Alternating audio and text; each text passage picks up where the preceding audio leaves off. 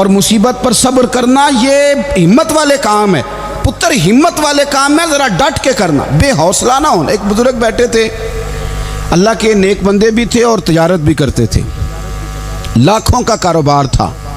بزرگ بیٹھے ہوئے ہیں تو اچانک خبر ملی کہ حضرت صاحب پڑھا رہے تھے سبق، خبر ملی کہ آپ کا وہ جو ایک جہاز تھا نا مال بردار، وہ جہاز آپ کا ڈوب گیا پانی میں۔ فرمانے لگے الحمدللہ، سبق پڑھاتے رہے۔ 2-4 گھنٹے گزرے تو ایک بندہ پھر آیا، اس نے آ کے کہا حضور مبارک ہو، وہ جو جہاز ڈوبنے والی خبر تھی وہ غلط تھی، وہ جہاز آپ کا بالکل ٹھیک ٹھاک ہے، لاکھوں روپے بچ گئے۔ فرمانے لگے الحمدللہ۔ سبق اسی روٹین سے پڑھاتے رہے، پہلی نقصان کی خبر آئی تو پھر بھی الحمدللہ، اور دکھ کی خبر آئی پھر بھی الحمدللہ، سکھ کی آئی تو پھر بھی الحمدللہ۔ سبق اپنی روٹین سے پڑھاتے رہے، سفر جاری رہا، رکے نہیں۔ اختتام ہوا تو طلباء کہنے لگے حضور اتنے بڑے نقصان کی خبر آئی، جملہ ہی کوئی نہیں ٹوٹا آپ کا، لفظوں کے اندر کہیں ہم نے اتار چڑھاؤ نہیں دیکھا، حضور چہرے پر کوئی پریشانی نہیں، اور پھر اتنی بڑی خبر ملی خوشی کی، کوئی آپ کی آنکھوں میں روشنی نہیں آئی، کوئی ہم نے آپ کا چہرہ بدلتے نہیں دیکھا، معاملہ کیا ہے؟ تو فرمانے لگے معاملہ ایک ہی ہے، دکھ بھی رب کی طرف سے ہے، سکھ بھی رب کی طرف سے ہے۔ تو دکھ قبول محمد بخشا راضی رہن پیارے، اگر سارا کچھ اسی کی جانب سے ہے تو یہ تو کوئی بات نہ ہوئی کہ دکھ آنے پہ بندہ کہے ہو یہ کیا بن گیا، سکھ آئے تو بندہ کہ دیکھا میں نے محنت کی تھی تو کامیاب ہو گیا۔ امام علی مقام رضی اللہ تعالیٰ عنہ کی فکر کو سمجھ جاؤ، جب وہ مصطفیٰ کریم کے کندھوں پہ تھے پھر بھی الحمدللہ، اور جب ان کا سر نیزے کی نوک پہ تھا پھر بھی الحمدللہ۔ کسی مقام پر کسی جگہ بھی حسین ابن علی شکوہ کرتے نظر نہیں آتے۔ سیدنا امام علی مقام ہر مقام پہ کہتے ہیں الحمدللہ الحمدللہ الحمدللہ۔ جب تک وہ مسجد نبوی کے منبر پر جلوہ فراز تھے اور جب تک زمانہ ہاتھ باندھے ان کے سامنے کھڑا تھا پھر بھی الحمدللہ، اور جب ان کے بچوں کے ہاتھوں میں ظالموں نے زنجیریں ڈال دیں تو پھر بھی الحمدللہ۔ جب تک سورج چاند بھی سیدہ زینب کے گھر کے قریب سے گزرتے تھے تو ذرا تھوڑی نظر ہٹا کے گزرتے تھے، مالک پھر بھی الحمدللہ۔ اور جب شام کے بازار میں پردیسی بہن اپنے بھائی کا کٹا ہوا سر لے کے سفر کر رہی تھی تو پھر بھی الحمدللہ۔ مارو مارو نہ مینو مار مکاؤ، میں کوئی عذر نہ پیش لے آواں تے جے سونا ہی میرے دکھ وچ راضی، جے سونا ہی میرے دکھ وچ راضی تے پھر سکھ نو چلے ڈاواں۔ یہ الحمدللہ کا مزاج لاؤ۔ یہ روز جو گھر میں لڑائی کرنا، روز اختلاف رائے کی بات کرنا، روز کبھی کسی کی غیبت کرنا، کبھی کسی کی کرنا، کبھی کسی چوک میں بیٹھ کے شکوہ کرنا، کبھی کسی چوک میں بیٹھ کے شکوہ کرنا، کبھی کہنا کہ فلاں جگہ میں ناکام ہو گیا، فلاں کی وجہ سے ہو گیا، یہ کچھ شیوا ہے مسلمانی کا؟ مسلمان ہر حال میں اللہ کی تسبیح پڑھتا ہے، مسلمان ہر حال میں اپنے رب کو یاد کرتا ہے۔ وہ کہتا ہے بہار ہو کے خزاں لا الہ الا اللہ، خودی کا سر نہاں لا الہ الا اللہ، خودی کا تیغ فساں لا الہ الا اللہ۔ اور اگرچہ بت ہیں جماعت کی آستینوں میں، اگرچہ بت ہیں جماعت کی آستینوں میں، پر میری مجبوری ہے نا، مجھے ہے حکم اذاں لا الہ الا اللہ۔ اپنی ڈیوٹی کرتا ہے وہ اپنے کام لگا رہتا ہے۔ آپ کبھی پلٹ کر میرے رسول پاک صلی اللہ تعالیٰ علیہ وسلم کی خوبصورت زندگی کو دیکھیں نا، خوبصورت زندگی کو۔ میں کیا کروں، ہمارے مزاجوں میں باتیں ایسی آتی جا رہی ہیں، ہم انتظار کرنے کو تیار ہی نہیں۔ ابھی محنت کیا تو شام کو رزلٹ آنا چاہیے۔ جو پوری 5 دن نماز پڑھ لیتا ہے وہ کہتا ہے ابھی میں ولی نہیں بنا، اتنے دن ہو گئے نماز پڑھتے۔ جو پورا 40 دن پراپر طریقے سے درود پاک پڑھ لیتا ہے وہ کہتا ہے دیکھو مجھے ابھی تک زیارت ہی نہیں ہوئی نبی پاک صلی اللہ علیہ وسلم۔ جو ابھی کل آیا ہے اور کل ابھی اس شخص نے آ کر کے شروع کیا ہے سلسلہ، تو کہتا ہے اوہو میرا معرفت والوں میں نام کب آئے گا؟ وہ بھائی لوگوں کی زندگیاں گزر گئی، لوگوں کے احوال گزر گئے۔ میں بیٹھا تھا بزرگوں کی خدمت میں، تو ایک شخص نے آ کے کہا حضور میں آپ کے لیے سلام لایا ہوں فلاں عظیم ہستی کا۔ تو حضرت صاحب نے اس کو تھپکی دی، فرمانے لگے پتر میں انہیں جوگا نہیں، تینوں کوئی پلیکھا لگ گیا ہے، میں بدکار پرانا خادم، او میں نہیں اس قابل یار، یہ تجھے غلطی لگ گئی ہے، مجھے تو اپنے اعمال کا پتہ ہے، میں موجود تھا اور صاحب علم و فضل بندے کے پاس تھا۔ کہنے لگے پتر میں نہیں اس قابل، مہربانی کرنا تو میرے لیے دعا کر، اللہ تعالیٰ میرے اوپر رحمت کر دے اور کوئی رستہ کھل جائے۔ اور سجنوں سنو، حضرت عمر فاروق جیسا بندہ میرے رسول پاک صلی اللہ علیہ وسلم کے غلاموں میں مولا علی شیر خدا کا مرتبہ کون جان سکتا ہے؟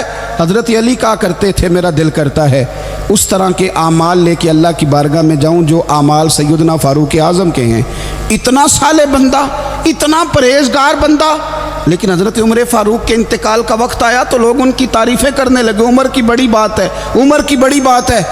تو حضرت عمر رو پڑے، فرمانے لگے میرے لیے دعا کرو، مجھے درجہ کوئی بھی نہ ملے، بس میریاں نیکیاں اور بدیاں برابر برابر ہو جائیں، میں معاف کر دیا جاؤں، نیکی اور بدی برابر برابر ہو، چھوڑ دیا جاؤں۔ درجوں کا تو معاملہ بڑا آگے کا ہے، اتنی جلدی، اتنی سپیڈ، اتنی ہمیں جلد فٹافٹ ہو جائے، سویرے ہو جائے۔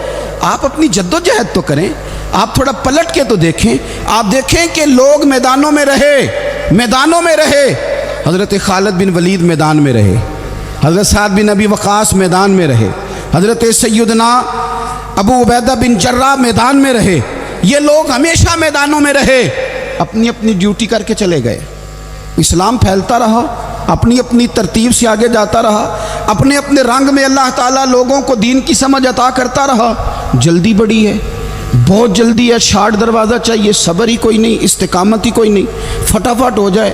بہت سارے لوگ آ کے کہتے ہیں حضرت صاحب نماز تو پڑھنے لگا ہوں، روزہ تو رکھنے لگا ہوں، داڑھی بھی میں نے رکھ لی ہے اور آپ کے پاس بھی آتا ہوں، اب کوئی نگاہ کر دینا۔ تو میں کہتا ہوں یہ جو نماز آپ نے شروع کی ہے یہ بغیر نگاہ کی ہو گئی ہے، یہ جو آپ آنا شروع ہو گئے ہیں تو اس کو آپ نگاہ نہیں سمجھتے، اور یہ بھی میری نگاہ نہیں، پریشان نہ ہو جائیے گا، یہ بھی اللہ رسول کی نگاہ ہی ہے۔ او خدا کے بندو، تھوڑا سا اپنی زندگی میں صبر اور استقامت کو لاؤ، تھوڑا رستے پہ چلنا سیکھو۔ اور میں آپ کو ایک بات عرض کروں، ہمارے صوفیاء نے ایک باریک نقطہ بھی بیان کیا، وہ کہتے ہیں یہ جو وصال ہے نا، وصال، یہ تو اختتام ہے، ملاقات تو فنا ہے، جو مل گیا وہ تو گیا، جس کی ملاقات ہو گئی وہ تو گئے تھے نا جناب موسیٰ ملنے، پھر کیا ہوا تھا، جس کی ملاقات ہو گئی وہ تو گیا۔ اصل کام کیا ہے؟ اصل کام اس کے رستے میں رہنا ہے، اصل کام تو یہ ہے کہ تو اس رستے پہ ہے کہ نہیں، جس رستے پہ تجھے کھڑا کیا تھا، ان راہوں کا تو مسافر ہے کہ نہیں، تو نقش قدم تلاش کر، نقش قدم۔ ایک شاعر سیرت نگار بھی تھے، سمجھ لیں انہوں نے سیرت نگاروں کو بھی دیکھا، اشاق کو بھی دیکھا، رسول اللہ کے غلاموں کو دین کی نوکری کرتے بھی دیکھا، 40 سال حدیثیں پڑھاتے بھی دیکھا، نبی پاک کے نام پہ گلی گلی نگر نگر جاتے آتے بھی دیکھا، حضور صلی اللہ علیہ وسلم کی باتیں کرتے دیکھا۔ تو کسی نے ان سے پوچھا حضور تک رسائی بھی ہوئی ہے؟ تو وہ سرکار کی بارگاہ میں مخاطب ہو کے کہنے لگے تیری معراج کہ تو جانے کہاں تک پہنچا، یا رسول اللہ معراج کی رات آپ کہاں تک گئے کوئی پتہ نہیں، کہنے لگے وہ تیری معراج کہ تو جانے کہاں تک پہنچا، اور میری معراج کہ میں تیرے خاک قدم تک پہنچا۔ میرے لیے تو اتنا کافی ہے کہ محبوب وہ جو تیرے قدموں سے کبھی گرد لگتی تھی مدینے کی، اگر میں وہاں تک چلا جاؤں تو میری تو معراج ہو گئی، میرا تو معاملہ حل ہو گیا، میں یہاں تک آ گیا تو ختم ہو گئی بات۔ تھوڑا سفر کریں، ایک تو یہ دیکھیں آپ کہ آپ کتنے بھی بڑے ہیں، کتنے بھی عظیم ہیں، کتنے بھی لائق ہیں، کتنے بھی نیک ہیں، پھر بھی آزمائش زندگی کا حسن ہے۔ میں مسافر ہوں، کوئی زندگی کے 11-12 سال ہو گئے ہیں مجھے سڑکوں پہ وقت گزارتے، تو میں بہت سارے لوگوں سے میں نے بڑا کچھ سیکھا ہے، میری جو گاڑی چلانے والے لوگ ہیں ان سے بھی میں نے بڑا کچھ سیکھا ہے۔ ایک میرا دوست تھا تو میں نے اس سے کہا کہ میرا خیال ہے موٹر وے پہ آپ کو گاڑی چڑھا دی جائے تو آپ کے لیے آسان ہے، تو کہنے لگا پیر صاحب ہے موٹر وے اوکھی جے چلانی۔ میں نے کہا وہ کس طرح؟ وہ کہنے لگے کہ موٹر وے پہ نا گاڑی چونکہ نہ کوئی سپیڈ بریکر ہے، نہ موٹر وے پہ کوئی چنگچی والا آگے آتا ہے، نہ زیادہ رش ہوتا ہے، تو سیدھی سیدھی چلاتے رہتے ہیں تو نیند آنے لگ جاتی ہے۔ اگر بار بار آئے نا سپیڈ بریکر اور بار بار بریک لگے تو آنکھ ذرا کھلی رہتی ہے۔ تو مجھے مسئلہ سمجھ میں آ گیا، میں نے کہا اس کا مطلب یہ ہے اس کا معنی یہ ہے کہ جن کی زندگی بالکل سکھوں میں گزرتی رہتی ہے نا، آرام پسند ہو جاتے ہیں۔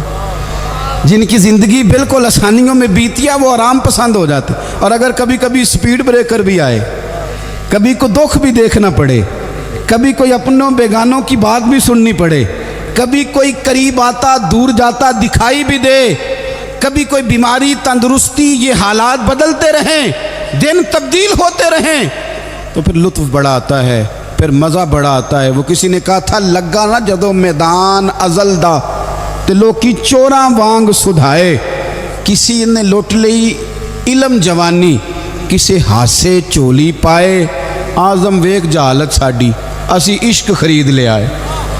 ویک نہ جہالت ساڈی اسی عشق خرید لے آئے۔ اور پھر کہنے لگے کسے دے سر دستار امامت اس علم پڑھاون سکھیا ہے، تے کسے نے پہنے ہیں فقر دا چوغا اس زہد کماون سکھیا ہے۔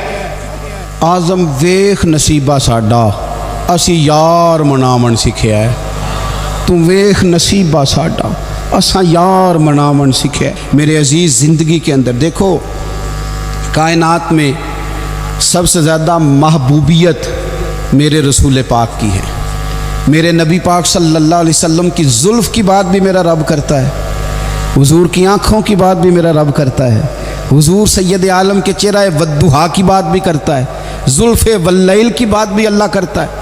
میرا رب رسول پاک صلی اللہ علیہ وسلم کے سینہ علم نشرہ کی بات بھی کرتا ہے، پیشانی والفجر کی بات بھی کرتا ہے، حضور کی آنکھیں ما زاغ البصر کی بات بھی کرتا ہے۔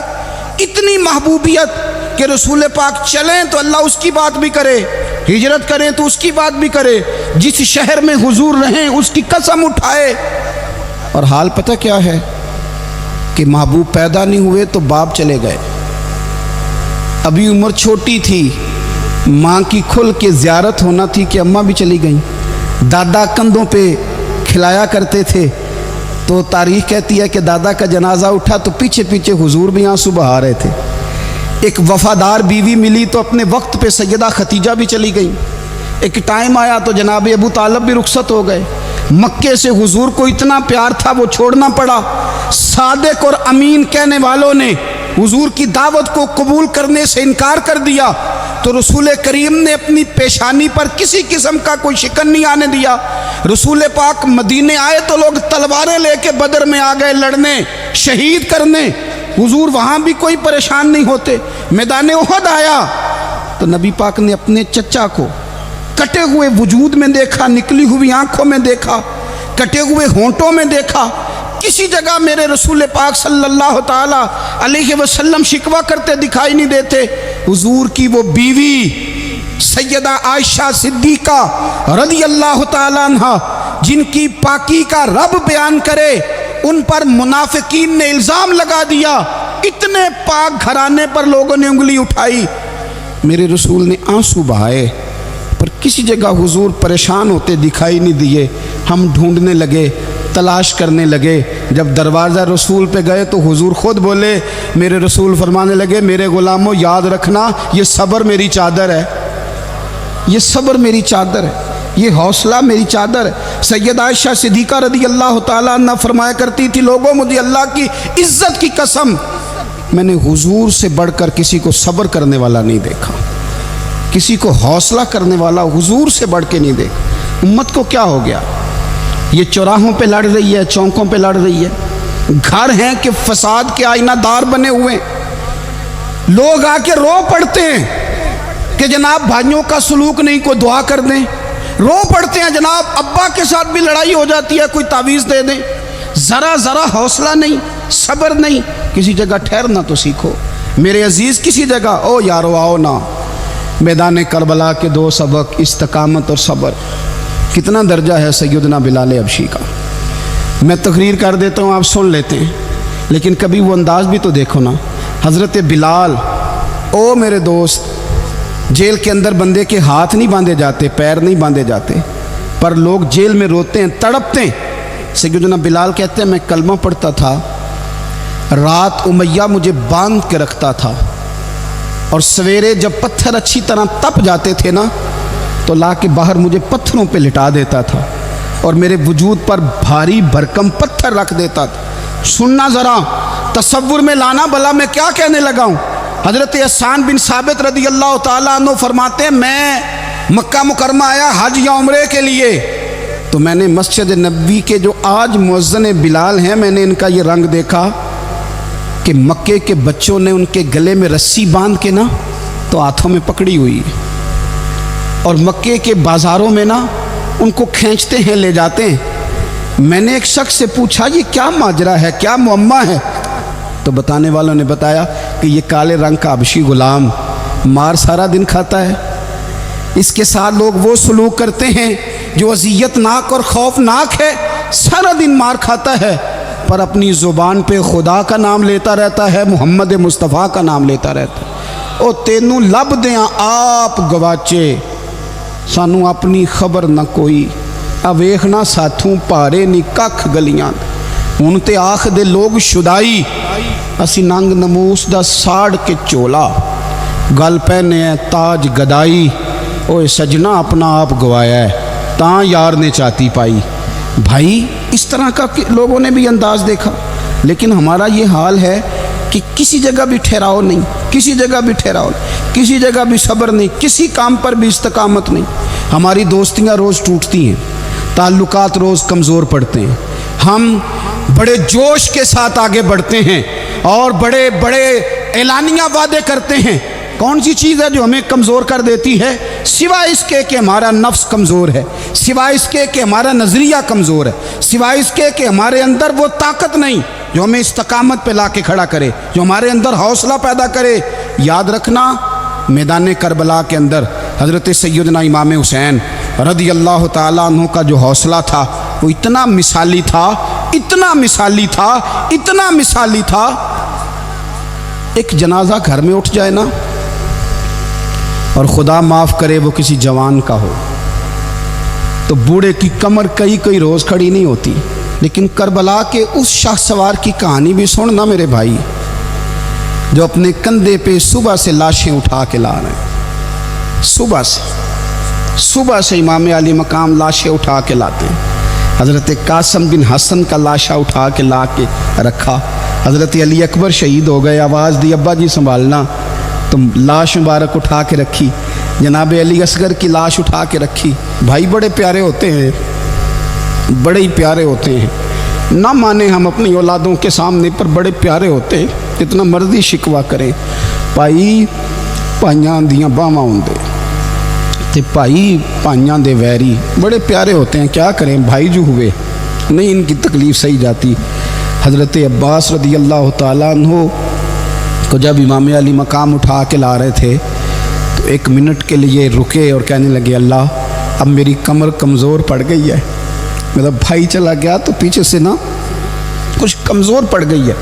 اتنی ساری میتیں اٹھا کے لا کے، اتنا حوصلہ حسین ابن علی کا، پھر جا کے امام علی مقام گرم ریت سے تیمم کرتے ہیں، پھر وہ گھوڑے پہ بیٹھتے ہیں، پھر وہ رجز پڑھتے ہیں، پھر وہ خطبہ دیتے ہیں، پھر وہ حق کا اعلان کرتے ہیں، پھر وہ ظلم کو للکارتے ہیں، پھر وہ 56 سال کے بڑھاپے میں جب میدان میں گھوڑے کو ایڑی لگا کے آتے ہیں اور اس طرح کاٹتے ہیں یزیدیوں کی کمر کو، گلوں کو، کہ عمر بن سعد کہتا ہے اکیلے اکیلے نہ جاؤ، یہ کوئی معمولی ہے، یہ علی حیدر کا لال ہے، اکیلے اکیلے جاؤ گے تو لشکر کاٹ دے گا، یک بارگی حملہ کرو، یک بارگی، پھر ہو سکتا ہے حسین تمہارے قابو آئے۔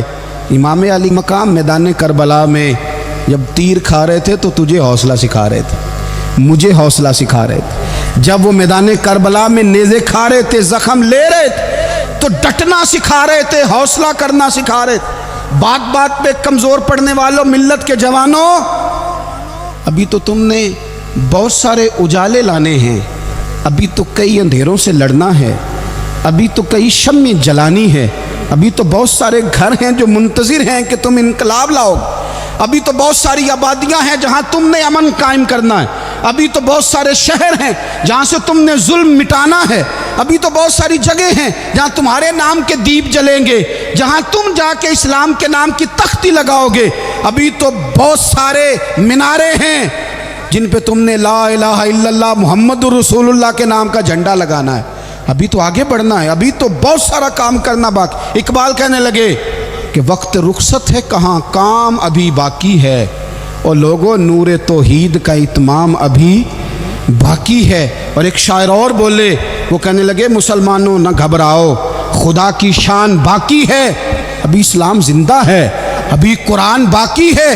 کافر کیا سمجھتے ہیں جو ہم سے روز الجھتے ہیں, ابھی تو کربلا کا آخری میدان باقی ہے, ابھی تو بڑھنا ہے, آگے سفر کرنا ہے. کمزور نہ پڑیں. اپنی زندگی کے اندر کسی جگہ بھی بیماری بھی آ جاتی ہے, تکلیف بھی آ جاتی ہے, آزمائشیں بھی آ جاتی, غریبی بھی آ جاتی, یہ آنے والی چیزیں ہیں تو آ جاتی. اپنی زندگی میں صرف 2 4 5 چیزوں کو لاگو کر لیں. ایک تو مخلص زندگی گزاریں, ریاکار زندگی نہ گزاریں. جو لوگ ریاکار ہوتے ہیں وہ بزدل ہوتے ہیں, جو ریاکار ہوتے ہیں وہ دکاندار ہوتے ہیں, جو ریاکار ہوتے ہیں وہ اداکار ہوتے ہیں, جو ریاکار ہوتے ہیں ان کے پاس ایک کریکٹر رہ جاتا ہے, اندر ان کے کچھ بھی نہیں ہوتا, خالی ہو جاتا ہے سارا. زندگی میں مخلص بنیں گے تو دلیر ہو جائیں. اخلاص کے ساتھ آپ زندگی میں سفر کریں, آپ مخلص ہو جائیں. میرے رسول پاک صلی اللہ علیہ وسلم نے فرمایا مخلص ہو جاؤ, اللہ کے رضا والے ہو جاؤ, مخلص ہو جاؤ, تمہارا تھوڑا عمل بھی تمہارے لیے زیادہ ہو جائے گا, تمہیں کفایت کر جائے گا تھوڑا عمل. اللہ کے علاوہ کسی سے ڈرنا چھوڑ دیں, غیر کا خوف دل سے نکال دیں, خوف نکال دیں. اپنی زندگی میں غیر کا خوف نکال دیں, نکال پھینکیں آپ امیروں کا خوف, نکال پھینکیں دنیا کیا کہے گی. یاد رکھنا عزتیں بھی رب دیتا ہے, ذلتیں بھی اس کی مشیت کا تقاضا ہوتی ہیں, رزق کا مالک بھی اللہ ہے. حضرت مولا علی سے کسی نے کہا کہ آپ اپنے ساتھ ہارس کیوں نہیں رکھتے, گن مین کیوں نہیں رکھتے, باڈی گارڈ کیوں نہیں رکھتے؟ تو حضرت علی فرمانے لگے موت سب سے بڑی محافظ ہے, وقت سے پہلے آتی نہیں, آ سکتی نہیں. آپ غیر کا خوف نکال باہر پھینکیں. ایک جملہ میدان کربلا میں امام حسین نے کہا تھا, ایک جملہ, اور وہ جملہ اتنا طاقتور ہے کہ اگر سونے کے پانی سے لکھا جائے, ہیروں سے تولا جائے تو یہ ساری چیزیں کمزور پڑ جائیں. امام علی مقام میدان کربلا میں جب گھوڑے پہ سوار ہوئے, اللہ اکبر کہہ کے میدان میں آئے, اور آپ نے یزیدیوں سے کہا کہ تم ظالم ہو, جابر ہو, فاسق ہو, اطاعت تمہاری نہیں قبول کی جائے گی, اب بتاؤ لڑنا ہے کہ کیا کرنا ہے. جب وہ لڑنے کے لیے میدان میں آئے تو امام نے ایک جملہ کہا, فرمانے لگے لوگوں گواہ رہنا, آج میں نے عزتیں خرید لی ہیں اور ذلتیں دور کر دی ہیں. عزت ہے ہمارے پاس, عزت, ذلت دور ہو گئی. اگر اس کے ظلم سے چھپ کے بیٹھ جاتے, اگر ان تلواروں کے سامنے کمزور پڑ جاتے, اگر اس بڑے لشکر کو پیٹھ دکھا دیتے تو یہ عزت والا معاملہ, لوگوں ہم نے عزتوں کا سودا کیا, ہم نے ذلتیں بھگا دی, ہم نے وہی سودا کیا جو ہمارے اجداد کا طریقہ تھا, جو ہمارے اسلاف کا طریقہ تھا, جو طریقہ ہم نے علی المرتضیٰ سے سیکھا تھا اور نبی مصطفیٰ سے سیکھا تھا, وہ طریقہ ہم نے کر دکھایا. اللہ کے غیر کا خوف نکال پھینکے زندگی. اور تیسری بات, ہدف مقرر کریں, ہدف مقرر کریں. آپ کیا ہیں؟ آپ دین کے دائی ہیں, آپ دین کے مبلغ ہیں, آپ دین کو مالی سپورٹ کرنے والے ہیں, آپ اخلاقی سپورٹ کرنے والے ہیں, آپ ایک تاجر ہیں, آپ کس طرح کر کے میدان میں ہیں, آپ ایک ویلفیئر شخصیت ہیں, لوگوں کا بھلا کرنے والے, آپ کیا ہیں؟ اپنی زندگی میں اپنے اہداف مقرر کریں, بے معنی بے مقصد زندگی نہ. ہم نے ہدف بڑا چھوٹا مقرر کیا. ایک بندے کا ہدف ہے کہ میں نے کروڑ پتی بننا ہے, بن گیا وہ کروڑ پتی, اب کیا کرے, اب وہ ٹینشن میں ہے کیا کروں. ہدف چھوٹا تھا نا, وہ پورا ہو گیا. ایک بندے کا ہدف تھا میں نے بڑی دکان خریدنی ہے, خرید لی, اب کیا کرے, اب ٹینشن میں آگے کدھر جائے. ایک بندے کا ہدف تھا میں نے وزیر بننا, بن گیا. یہ چھوٹا ہدف ہے, یہ ہدف کبھی بھی آپ قبول نہ کریں. ایک ہدف وہ تھا جو یزید نے اختیار کیا کہ مجھے حکومت پہ بیٹھنا ہے. ایک ہدف وہ تھا جو عبید اللہ ابن زیاد کا تھا کہ مجھے گورنر بننا ہے. ایک ہدف وہ تھا جو عمر بن سعد کا تھا کہ مجھے رے کی حکومت لینی ہے. یہ ان لوگوں کے ہدف تھے. اور ایک ہدف حسین ابن علی کا تھا, امام علی مقام کا تھا کہ مجھے جبر کے سامنے ڈٹنا ہے, ظلم کے سامنے ڈٹنا ہے. امام علی مقام کا خون تو بہہ گیا, کربلا کی زمین تو رنگین ہو گئی, نہ عبید اللہ ابن زیاد کی گورنری بچی, نہ شمر کو حکومت ملی, نہ یزید کچھ کما سکا، نہ زیاد کا وہ ظلم رہا، نہ یزید کی وہ جفا رہی، جو رہا تو نام حسین کا، جو رہا تو نام حسین کا، جسے زندہ رکھتی ہے کربلا، جو رہا تو نام حسین کا۔ چھوٹے اہداف نہ مقرر کرو۔ یہ کیا بات ہوئی؟ ایک کونسلری پہ سارا کچھ ہار دینا، ایک بچے کے میڈیکل کالج کے داخلے پہ سارا کچھ ہار دینا، ایک ہلکی چیز سفارش پہ سارا کچھ ہار جانا، ایک بڑے آدمی کے نام فوٹو آ گئی اور تو سارا کچھ ہار کے بیٹھ گیا۔